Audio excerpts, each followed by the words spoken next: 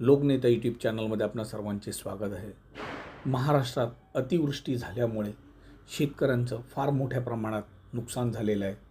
त्याच पद्धतीने शेगाव पाथर्डी इथे सुद्धा मोठ्या प्रमाणात शेतकऱ्यांचं नुकसान झालं आहे। त्यामुळे पाथर्डी शेगाव इथे महाराष्ट्र सरकारने ओला दुष्काळ जाहीर करावा आणि शेतकऱ्यांना प्रति हेक्टर 50,000 रुपये नुकसान भरपाई द्यावी।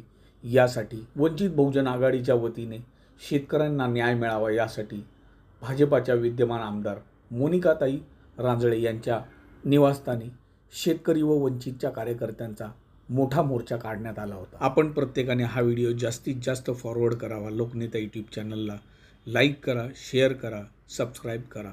धन्यवाद। जय हिंद, जय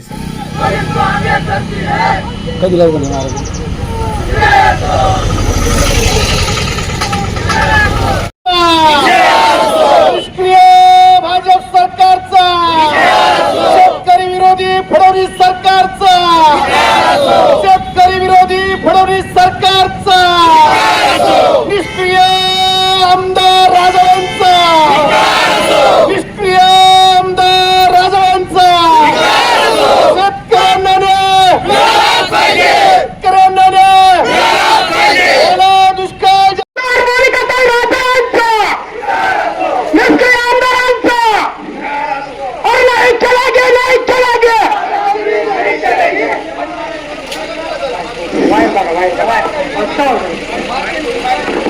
सगळ्या पक्षाच्या लोकांना बोलवा, आम्हाला बोलवा, अधिकाऱ्यांना बोलवा, बैठक लावा। आज जाहीर आजच निवेदन, येणारी दिवाळी ही आमदाराच्या निवासस्थानासमोर चटणी भाकरी खाऊन काळी दिवाळी साजरी करून वंचित बहुजन आघाडी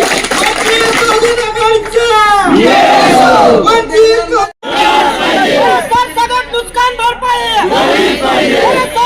नुकसान भरपाई मागतो मी हक्काचं, कोण म्हणतो देणार नाही, कोण म्हणतो देणार नाही। आज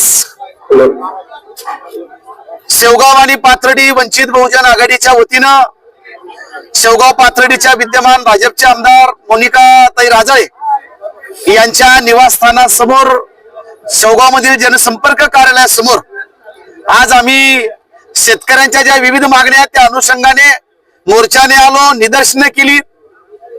महाराष्ट्र सरकारमध्ये राज्यामध्ये अतिवृष्टी झालेली आहे, प्रचंड पाऊस झालेला आहे, शेतकऱ्यांचं मोठं नुकसान झालेलं आहे आणि म्हणून ओला दुष्काळ जाहीर करावा, हेक्टरी 50,000 रुपये नुकसान भरपाई द्यावी।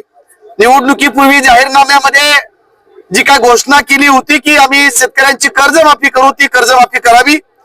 ज्या शेतकऱ्यांच्या उतार्यावरती पोट खराब अशा नोंदी आहेत त्या नोंदी काढाव्यात, त्यांनाही नुकसान भरपाई मिळावी। या भागातल्या कारखान्यांनी हंगाम सुरू होण्याच्या अगोदर भाव जाहीर करावा। इथं कापूसाचे सीसी केंद्र, खरेदी केंद्र सुरू करावेत। या आणि अनेक मागण्या ज्या शासकीय जागेवरती अतिक्रमण करून लोक राहतात त्यांच्या जागा नावावर कराव्या अशा पद्धतीत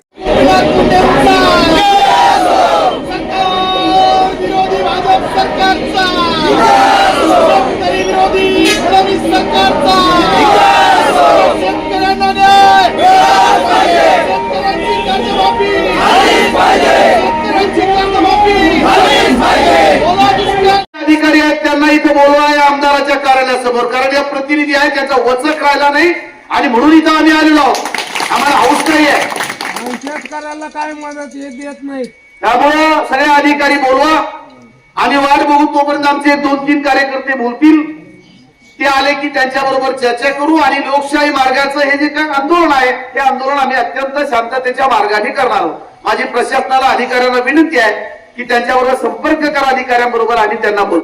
तहसीलदार यांना मर्यादा पडतात, ते फक्त निवेदन घेतात आणि सरकारकडे पाठवू असं म्हणतात। पण या आमदार आणि खासदार हे इथं सरकार बसले असताना अधिकाऱ्यांकडे कशाला मोर्चे काढायचे आहेत? आणि म्हणून इथून पुढच्या काळामध्ये वंचित बहुजन आघाडीने ठरवलं की आमदारांचा वचक अधिकाऱ्यावरती असला पाहिजे। अधिकारी कार्यालयात बसून सर्वसामान्य माणसांचं पिळवणूक करतात, शोषण करतात, पैसे घेतात, हप्ते घेतात आणि मग यांच्यावरती नियंत्रण आमदाराचं नसतं। दुर्दैवाने आमच्या भागातल्या जे आमदार आहेत मोनिकाताई रांजळे यांची 3री टर्म आहे, ते अत्यंत निष्क्रिय आहेत, त्यांचा अधिकाऱ्यावरती बिलकुल वचक नाही। फक्त जवळपास असणारे कोणी ठेकेदार असतील, कोणी बगलबच्चे असतील, गावोगावचे काही 2-4% पुढारी असतील, यांना सांभाळायचं आणि सर्वसामान्य माणसांना मात्र वाऱ्यावरती सोडून द्यायचं, ही भूमिका आमदारांची असल्या कारणामुळे या अधिकाऱ्यांवरती वचक नाही आणि म्हणून त्यांच्या निष्क्रियतेच्या विरोधामध्ये आज आम्ही त्यांच्या जनसंपर्क कार्यालयावरती आलेलो आहोत। लोकांमध्ये राग आहे आमदारांच्या बाबतीमध्ये आणि काल जे काही सहकार मंत्र्यांनी बेताल वक्तव्य केले शेतकऱ्यांच्या बाबतीमध्ये की शेतकऱ्यांना कर्जमाफीचा नाद लागलाय, खरं म्हणजे त्यांचाही निषेध करतो, त्यांचाही धिक्कार करतो।